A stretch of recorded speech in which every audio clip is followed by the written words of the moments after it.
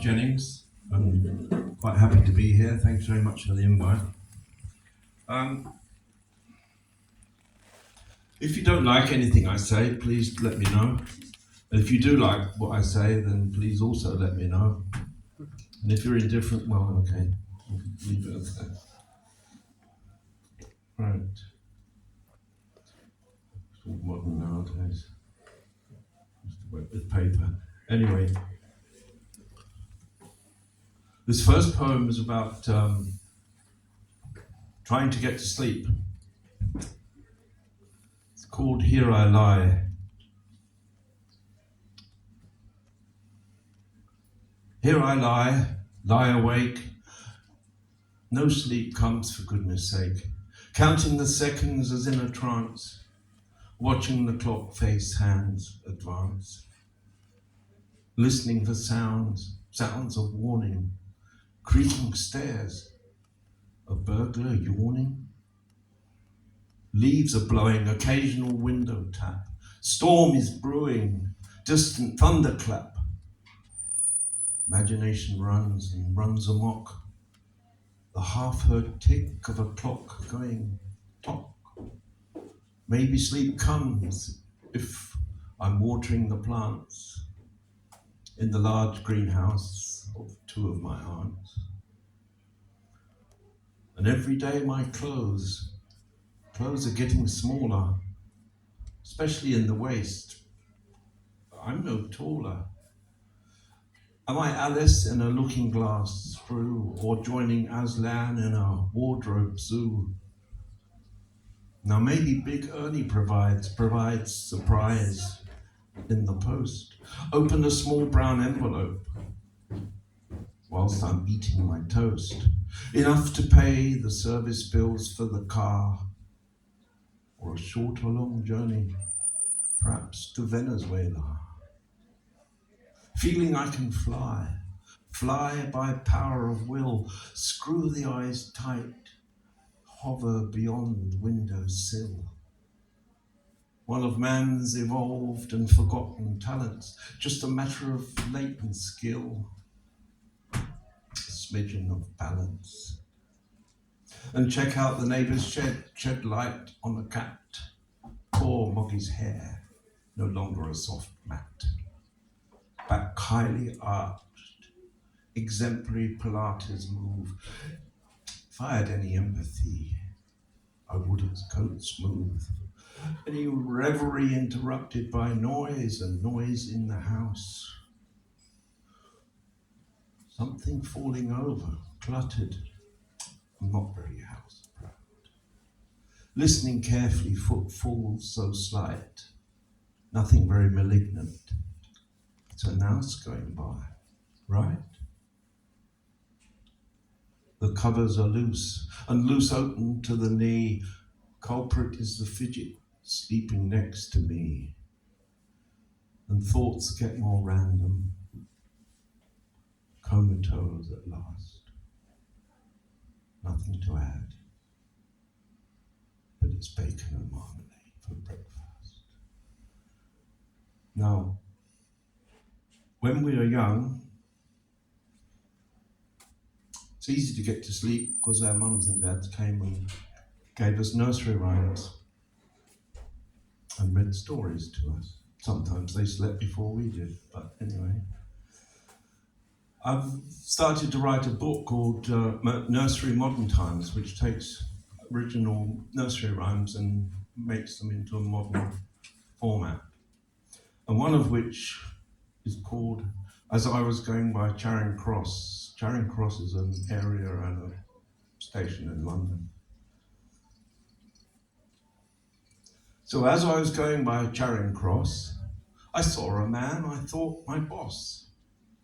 Kiss a woman I thought my mother. Getting near, I saw it was my brother.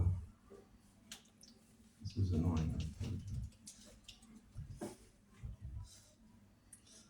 Anyway, I'll start again. As I was going by Charing Cross, I saw a man I thought my boss. Kiss a woman I thought my mother. Getting near, I saw it was my brother. kissing and enjoying his girlfriend's favours. I really should have gone to Specsavers.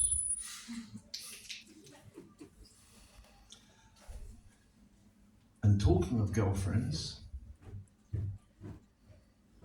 I've got another poem, quite short. It's called, well, I don't know what it's called actually.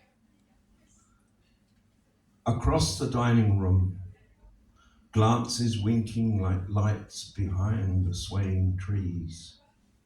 A room full of statues bowing and scraping, and we are two ships just passing in the night. And I'm glowing warm inside with the attention. And as you leave, you stop, you ask to meet. My hands are sweating, my head's in a swirl. My legs are unsteady like a newborn calf. And I lean in, narrowing the space, wanting to be intimate and grinning. I smell your smell. Repulsed like a snarling dog, your smoke-filled clothes. Repel, and I tell. Fire embers burning bright as your eyes, walking away, finish, startled, surprised. And I glow as fierce as your last cigarette. Now, talking of smelling, 33 years ago, in 1991, Nirvana released their second album called Nevermind, which is their biggest hit. And the first track on that was called Smells Like Teen Spirit. And Teen Spirit was actually a deodorant that was released in that year, not that Kurt Cobain knew. And written on his wall when he woke up, he had a party, and when he woke up next day, written on his wall in his bedroom, one of the girls that had been there had written, Kurt Cobain smells like Teen Spirit. And he thought, well, Smells Like Teen Spirit sounds really good title for a song. So he took that. He didn't know the brand name Teen Spirit at all, but he thought, yeah, it smells like Teen Spirit. It's really good. Anyway, listening to it and knowing what was to come with him, it inspired me to write a poem based on that song and using the phrasing in the song. I've got a poem called Edge of the Parapet. Parapet is the top on the top of the building. It's the little wall going all the way around. And if you're at the edge of the parapet, it means you either want to look down or you want to... Anyway, it's a very dangerous place.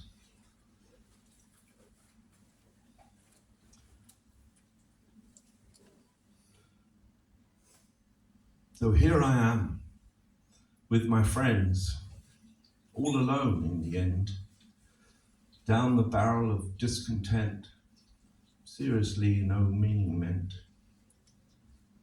To go, to go, to go, to go, I don't know. To go, I don't know. Because despair and chaos is my savior, just to go out, give no favor, never tasting any flavor. Gulp it down now, there's no waver. And a gunshot is messy more than strychnine or rat poison. And people think I'm never saying someone's important. It's always raining. Shoot it up with the downer. Other remedies may be sounder. To go, to go, to go, to go. I don't know. To go, I don't know. Because despair and chaos is my savior, just to go out, never waver, never tasting any flavor. Oh, gulp it down. Some are braver. And a drug overdose is never certain. In front of a train, final curtain. And sit in my car, and the wall it bends. Exhausting fumes and whiskey lends entertainment and the means to enter. Nirvana eating my placenta. I don't know, I don't know, I don't know. I go, I don't know. Hello, hello, hello. I don't hurry down now, hear no quaver. Despair and chaos is my saviour. No negative thoughts, just be brave. Gulp it down now, there's no flavour. Monoxide is a silent killer. Long hose pipe, oh what a winner. Suicidal, suicidal, suicidal, suicidal. Now many years ago I sang in a band, quite amateur, and the best thrill we got was actually playing live. And the second best thrill was actually being paid for it. And single people, single musicians, they can play anywhere. Street corners, down in the underground tube, anywhere. And I've got a poem. It's called Busking. Busking is sitting on the street corner playing a song for money. It's called busking.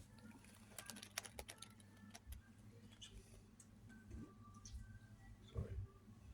Here we go.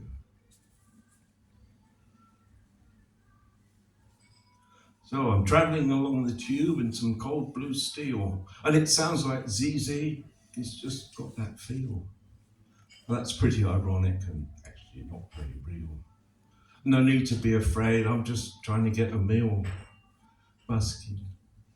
Oh, I hate busking. Sitting in piss with my arse hanging out. Case on the floor, filling coins, stopping my doubt. People walking by with barely a glance. Get out of my way, can't you see I'm home with trance? But I've got to start somewhere. And I've got to make somebody care.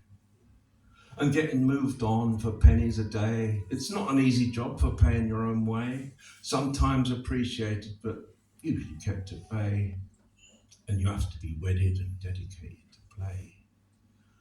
Busking, oh God, I hate busking. And standing in the wet again with my shoes all soaked.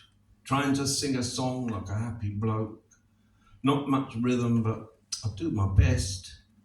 An old guitar and a voice that both need a rest. I'm getting to start somewhere. Maybe someone come along and take a dare. And wish I could sing on sunny days, entertaining the crowd, enjoying the praise, perform with a partner instead of come what mays, and getting real money, secure my final days. Busking, oh God, I hate busking. A spot of residency, a steady gig, gain popularity, maybe making it big. Record in the charts, similar to Ed. Feet on the ground, not swelling my head. I could be going somewhere. Somebody take notice and answer my prayer. And leaning on the corner by the big department store, playing my repertoire, trying hard not to bore. Teenagers under their breath, I heard them swore. Please somebody take pity, I can't take much more. 'Cause busking, I just hate busking. And wind swept and rained on and my fingers feeling cold, and go inside, stamp my feet, the shoes are really old. This industry is hard and you've got to pay your dues. What else am I going to do apart from singing the blues? Starting is somewhere. Oh, I'm on the ladder, so world beware. Yeah, starting is somewhere. I'm on the ladder, so the whole world should beware.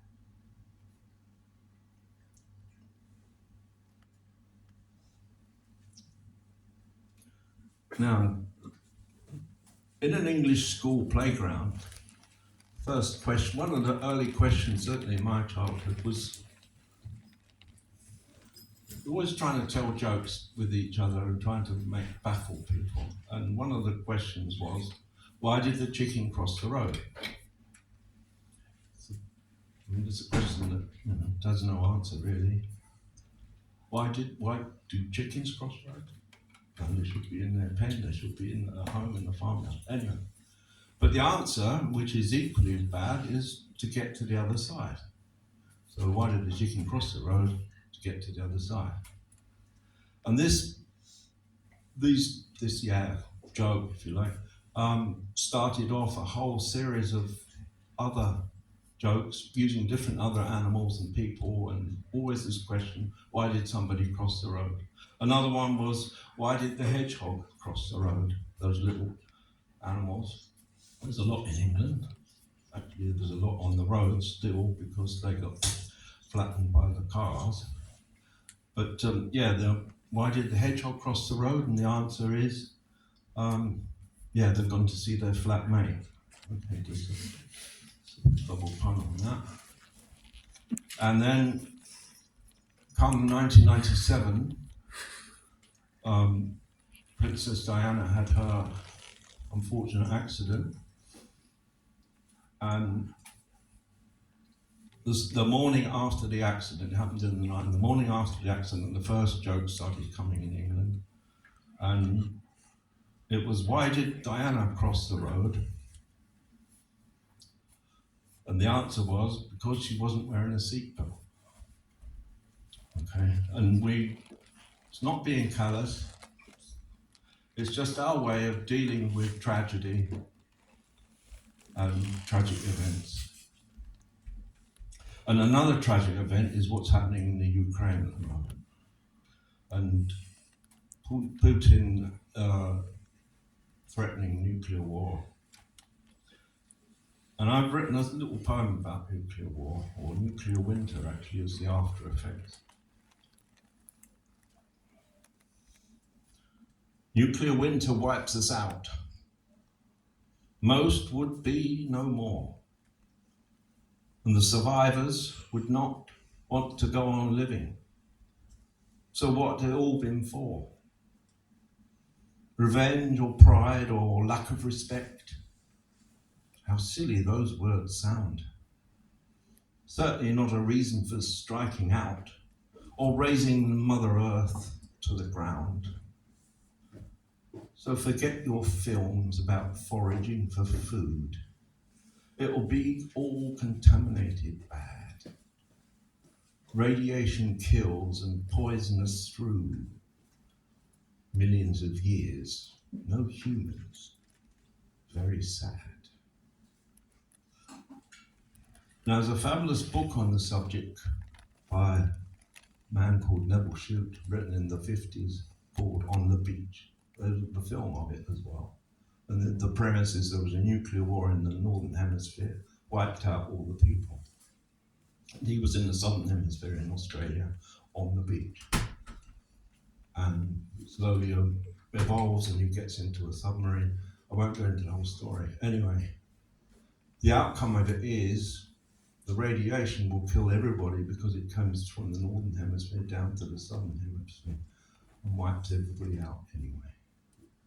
It's not a very happy ending, but it's a terrific book if you want to read things like that. Now, another horrific ending, I think, for people especially, is called dementia, or Alzheimer's as people. And I've written a little poem about that as well. Is my jumper on the right way round? Have I put my shoes on upside down? And why am I eating in the middle of the night? And why people shy away from me in fright? And the names of friends I seem to forget. And their faces strange that I've never seen yet. Screaming with my lungs full, come at the checkout, just because they want money and I have now.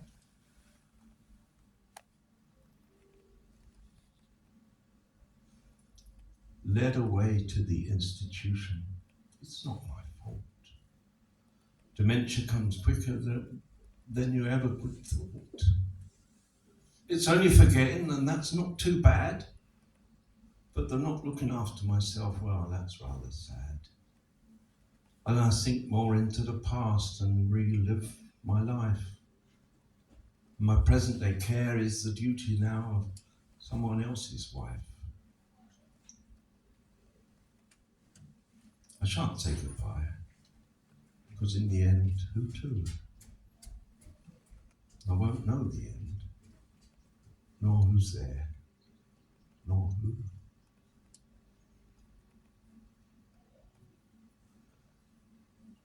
Now that's the last of all the bad stuff. Now we get on to a bit more humorous. Well, I hope it's humorous. It's called Being English. It's a celebration of being English.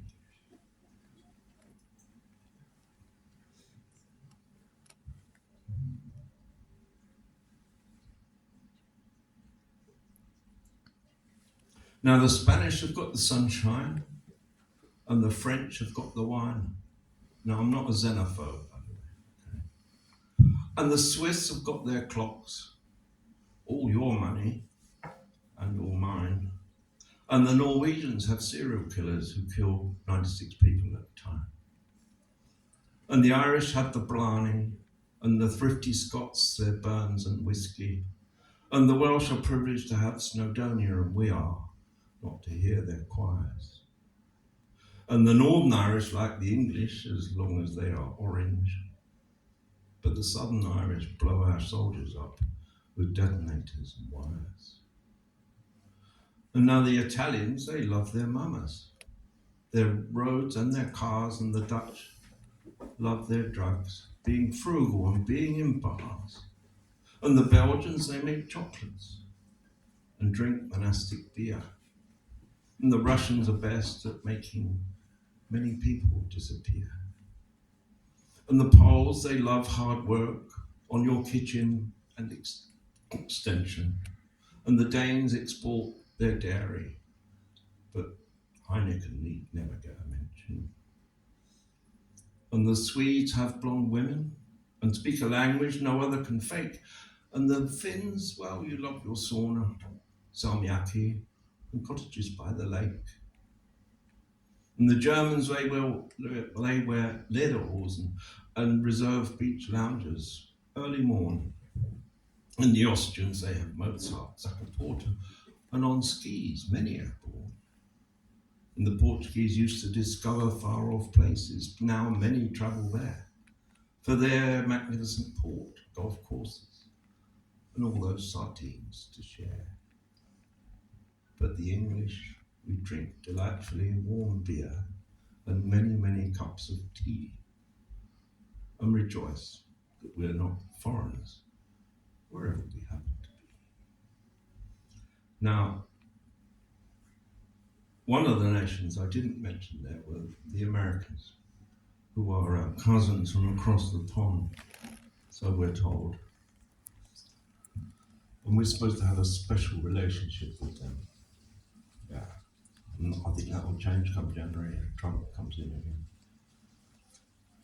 But I've written a text about them. They make me laugh. They make me cry. They make me sneer. They make me sigh. So many idiots. So many poor. So many dead. So many score.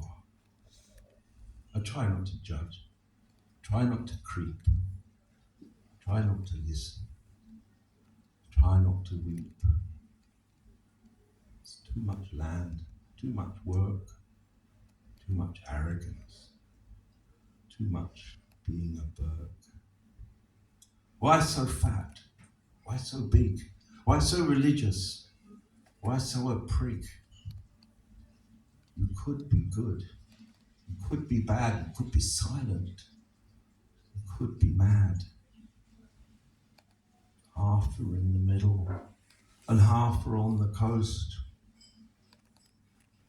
Half having everything, and half needing it most. And so much white, and so much hate, and so much prejudice, and so much fate. All over American suns, and all over Wild West, all over guns, and all over deaths. Be a melting pot, be a world colleague, be a climate changer, be a nation, or be an outsider. Kiitos, thanks very much indeed.